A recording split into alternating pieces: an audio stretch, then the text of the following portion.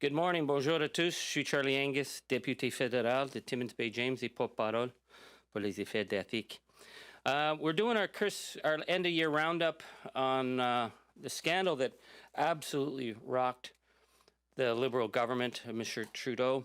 A scandal that happened when there was so much public confidence in this government and their promise to work with us on pushing back on the pandemic. Of course, that scandal was the WE scandal.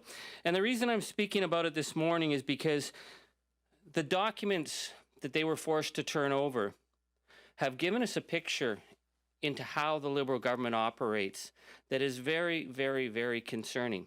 Certainly the documents showed us that the government party line that this came from the civil service, that line just simply is incredible. The idea that somehow it was the civil servants who thought up the Kielburger organization as the only possible group, that it came from the civil service, doesn't add up to what we saw in the documents. What we saw in the documents that this was a political decision. It was driven by the key political actors.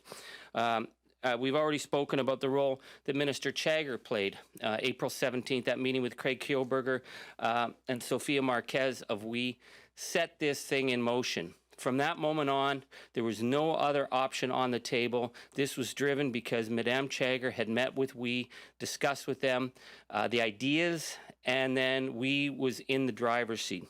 But this morning I'm going to speak about Bill Morneau. We know that Bill Morneau had to resign his position because of his involvement in the $900 million WE scandal, but there were many fingerprints on that file. Many people were involved. But what the documents were really telling about was that it was Mr. Morneau who drove a separate contract with the Kielburgers, a $12 million contract. On April 10th, Craig Kielburger lobbied directly to Bill Morneau. He sent him a personal note saying, "Hey, Bill, how's your wife? How's the family?" And of course, Craig Kielburger could be that kind of familial tone with the finance minister, because after all, the finance minister's wife gave enormous amounts of money to WE. The Kielburgers had hired his daughter. The Kielburger group had flown Bill Morneau around the world. So they write to Bill Morneau on April 10th with this $12 million project. It's a project that has nothing to do with the response to the pandemic, but given the financial state of the Kielburger organization, it may have been something that would have been a real lifeline to them. On April 21st, according to the documents, Bill Morneau signs off on it. That's 11 days. That's extraordinary. Craig Kielburger calls Bill Morneau, says, "Hey, here's a project for $12 million. 11 days later, it's approved. We don't see anything in the documents showing how it was reviewed at finance. In fact, finance officials tell us at committee that they were never told that Bill Morneau had these direct personal dealings with Craig Kielburger. I find that very, very extraordinary. What I also find extraordinary is that in the testimony recently from the finance officials, they claim that this $12 million project was never approved, that it was a typo. But as you can see, if you look in the documents we've provided in note after note, that $12 million is there because Bill Morneau signed off on it. So you have to ask yourself, how is it possible that a government operates when a friend of the Morneau family contacts him directly and asks for $12 million, and 11 days later it is granted? Now, did the project eventually go ahead? No. It was a Privy Council office that finally said, what does this have to do with the pandemic? But being that it's the Kielburgers, they didn't actually just shut the project down. They said it had to go back for revision.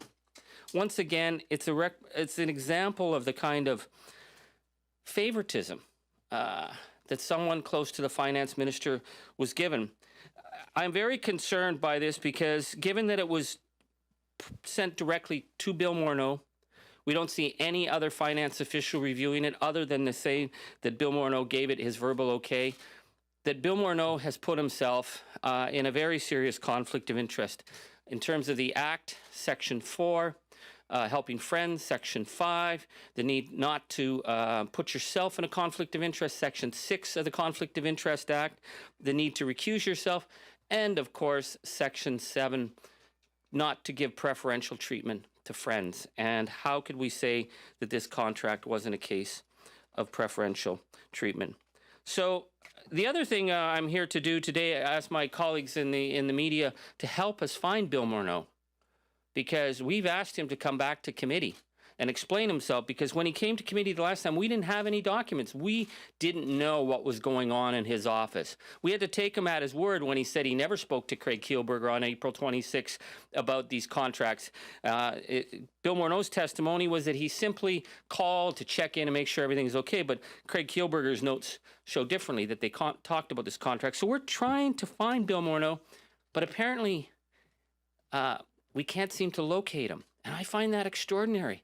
I mean, don't we have 19 civil servants working full out, spending hundreds of thousands of dollars trying to get this guy a job? Surely if we can spend that much money as the Canadian people to get Bill Morneau a job at the OECD, we can actually get Bill Morneau to come to committee and explain what was going on in his office, that when friends called, they got money. And I'll close on this point with Mr. Morneau. Because we got access to these documents and they are without precedent in being able to see how the department operates, are we to believe that this is the only time that a contract of this nature was simply awarded just because someone asked for it? This is not how government is supposed to run. But with the Trudeau government, we see whether it's David McNaughton working for Palantir and getting in to visit all the way up into the Deputy Prime Minister's office, or Bill Morneau responding to his friends at the Kielburger organization with a $12 million contract plus the $900 million. This is not how government's supposed to run. We need to have Bill Morneau come back to committee and explain himself and explain, was he aware that these actions may have broken the Conflict of Interest Act of Canada? Bill Morneau a été contraint de quitter son poste en raison de son implication dans le scandale Louis de 900 millions de dollars. Mais de nombreuses personnes ont été impliquées dans ce scandale-là. Aujourd'hui, je vais me concentrer sur le contrat de 12 millions de dollars avec les organisations des Kielburgers. Les documents révèlent que M. Morneau a piloté ce contrat-là. Le 10 avril, Craig Kielburger a contacté directement M. Morneau et le 21 avril, M. Morneau a approuvé le projet. C'est une réponse extraordinaire pour un projet qui n'a rien à voir avec les pandémies. Craig Kielburger a demandé l'argent et M. Morneau a approuvé le projet. La question ici est pourquoi le gouvernement de M. Trudeau a établi le bureau comme un open bar pour les lobbyistes et pour les chums des partis, M. Kielburger, M. McNaughton et avec Palantir. Je demande que M. Morneau vienne au comité d'éthique s'explique son rôle avec ce contrat de 12 millions de dollars et d'expliquer pourquoi il a ignoré ses obligations sur les lois des conflits d'intérêts du Canada. I'll take any questions people have. We'll now start the question period. As usual, one question, one follow-up. Nous allons maintenant commencer la période de questions. Comme d'habitude, une question et une question de suivi. We'll start with the question on the phone and then turn back to the room. Opérateur, première question au téléphone. Thank you. Merci. For questions, please press *1 on your device's keypad. Pour toute question, s'il vous plaît, faites étoile 1 sur votre appareil.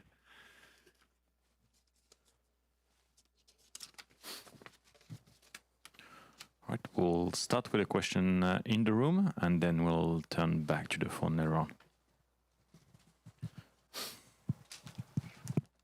Hi, good morning, Mr. Angus. David Thurton, CBC News. So Hello. you've requested that you're looking for Bill Morneau. Yes. So you requested his presence. Did you get any response? It sounds like you didn't get any.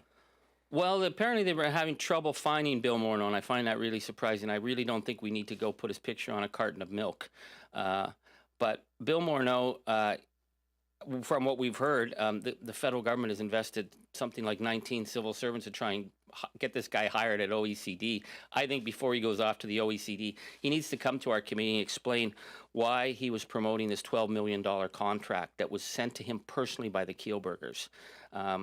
This is, to me, is not how government should operate, and he needs to explain why he's the only one who seems to be approving this at any stage of the development of the project. So when you say they can't find him, who's they exactly? Is it the committee can't find him? Well, our committee clerk has been looking for the witnesses. We've asked for Bill Morneau to come forward. So far, we haven't had a response from Bill Morneau. They say he's not responded to, I guess, the normal messages they have. So our question is come on, Bill, like. You know, you were the finance minister of a G8 country. You were involved in one of the biggest scandals in recent memory. You need to come back and explain your role, because these documents show that Bill Morneau's fingerprints are all over this file.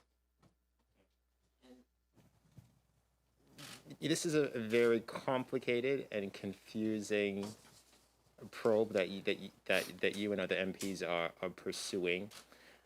At what point do you say it's in the hands of the ethics commissioner, and let's wait till that process is done before we probe any further? Because it just seems as if maybe we're at a sticking point in this investigation, this probe that you guys are pursuing. It isn't really gleaning these smoking guns, these new things. So maybe I'm wrong. Maybe I haven't been paying attention as closely as I should be. I certainly think that this is a very complex case, and I myself have been very surprised at how difficult it is to make sense of it all. Being that the Kielburger organization was so complex, you know, we thought we were dealing with a group that helped kids in Kenya, and yet we find multiple shell companies, real estate holdings, private companies. So it's a very complex organization. The ethics commissioner, we're looking forward to his report on Mr. Morneau and Mr. Trudeau in terms of their obligations under the Conflict of Interest Act. So that is, I have absolute faith that Mr. Dion will deliver a very clear report that will have absolute credibility for Canadian people. What we need to finish off with our report, and I'm hoping we will be able to get a report to Parliament soon, but the documents show us the operating culture within the departments that is very concerning, because we had Minister Chagger come to committee twice and misrepresent what happened at the key meeting with Craig Kielburger. Well, we can't have government operate like that. And when we found within all the documents this $12 million contract, I began to get really concerned, because the $900 million is a big number, and the $912 million is a very big number. But the fact that going through the documents, we see that the Craig Kielburger wrote personally to the finance minister in 11 days, he got approval. That's outrageous.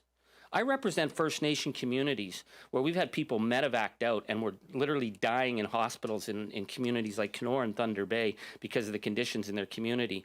And we had to fight like hell to get a mere $9 million or $10 million. To get a $12 million contract just because you wrote to Bill Morneau and you knew him, that is not how government should operate. So that's not something that the Ethics Committee or Commissioner can rule on. It's not his mandate. It's our mandate within our committee to make recommendations to Parliament. And I think we have to have really clear rules on the ground for projects like this. They have to go through scrutiny. They can't just be sent to the minister and he can't just sign off on it. Where was the due diligence? We don't see that. That's why this issue still matters. And I'm hoping that sometime early in the new year, we will be able to finalize the report and give it to Parliament so people can make a sense for themselves. Okay. Thank you, Mr. Thank you. We'll turn back to the phone to see if there's any question. Opérateur, est-ce que nous avons une question au téléphone? Thank you. Merci. We have a question from Chris Reynolds from the Canadian Press. Your line is open. Hi, Mr. Angus. In a reply letter from Commissioner Dion last month, I understand that he let you know that he had brought this matter of the $12 million contract to Morneau's attention in the ongoing investigation. I just wanted to check if we've heard anything else from the commissioner on that front, or if there was anything else you're waiting from him aside from that ultimate report.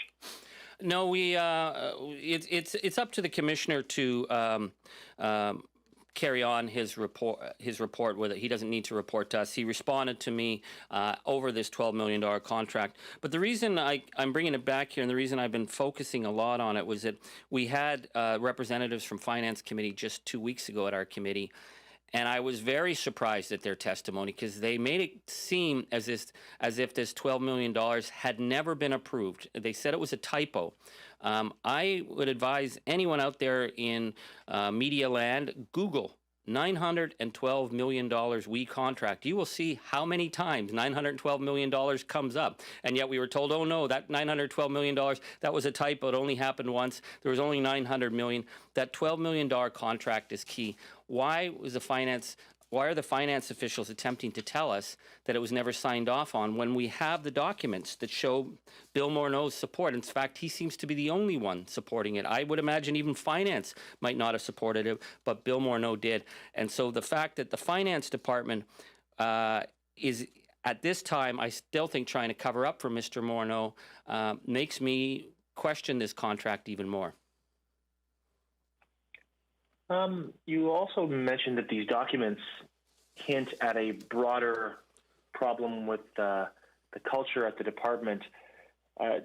Do we have other documents that indicate either a cultural issue within the department or within other departments, or are you focusing specifically on finance and specifically on this affair in particular that points at that? Well, we have the documents from this scandal, so we don't know what's going on many of the other contracts, and there's a lot of money that has gone out the door.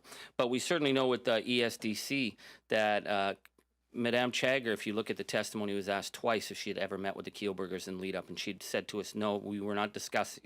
She was very clear how she danced around. She said, we never discussed the Canada service grant, but that was because it hadn't actually been created. But on April 17th, she met with them. She didn't tell us that. She claimed that she didn't talk about anything about the service grant, but we see, according to the documents, that the Kielburgers were given the heads up.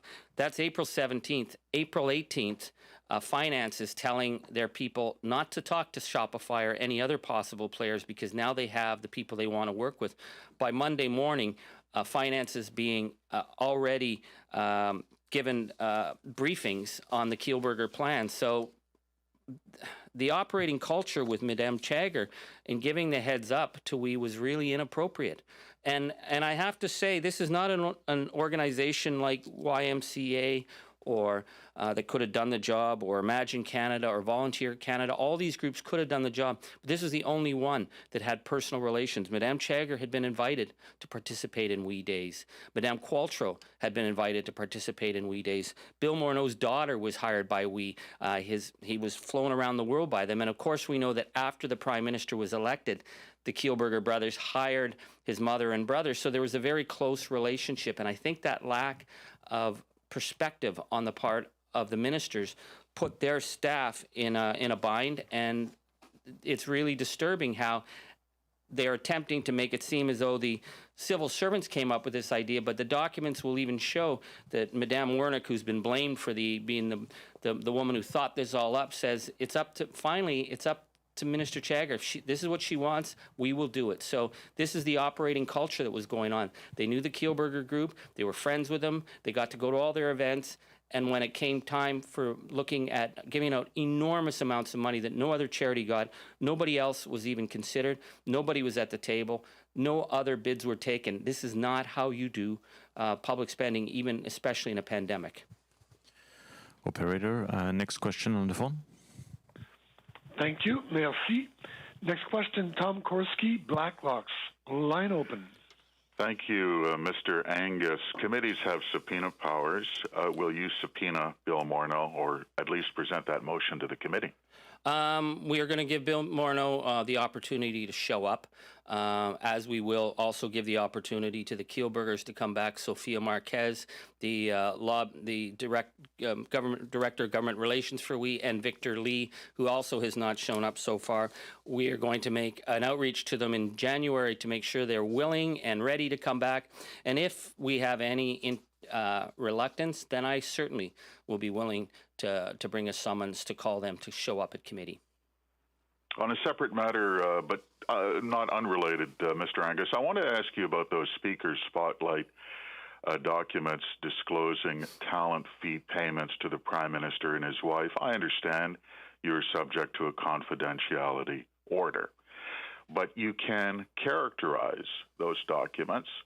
Presumably, the committee was interested in knowing if any other federal contractors made direct cash payments to the Prime Minister or his wife, and whether there was any corresponding votes by the Prime Minister that involved those same contractors.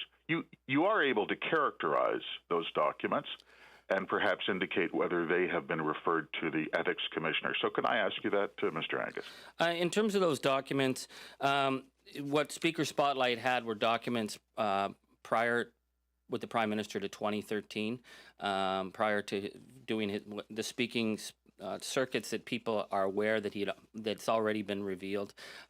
We learned that the Speaker Spotlight were not involved in any of the future contracts with WE, for example, and Sophie Gregoire Trudeau. Her other arrangements where we were handled somewhat separately. So the documents, and I think it's fair to say, the documents don't reveal anything past the period that's already been made public. And so that was something that we wanted to verify, and that's what's in those documents.